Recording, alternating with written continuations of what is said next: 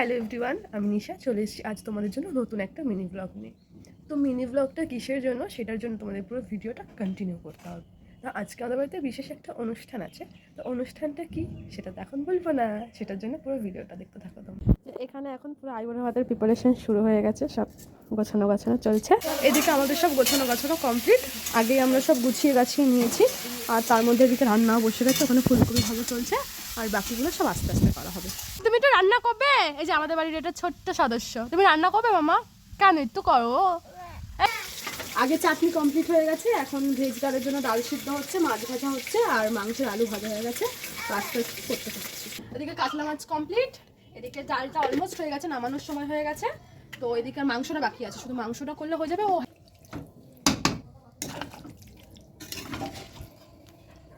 তো এখানে এখন চলছে মাংসের প্রিপারেশন। মাংসটা হয়ে গেলেই অলমোস্ট রান্নাবান্না সব কমপ্লিট, আর শুধু বাকি আছে পাঁপড় ভাজা হয়ে গেলে সব কিছু কমপ্লিট। আর এখন যেহেতু আমরা হচ্ছে আইবুড়ো ভাতটা রাত্রেবেলায় দিচ্ছি, সকালবেলায় সবার অফিস থাকে, আজকে তবু আমার অফিস ছুটি। তো ওরা সব অফিস কমপ্লিট করে রাত্রেবেলায় আমাদের এখানে মেনলি হচ্ছে খাওয়া দাওয়া হবে।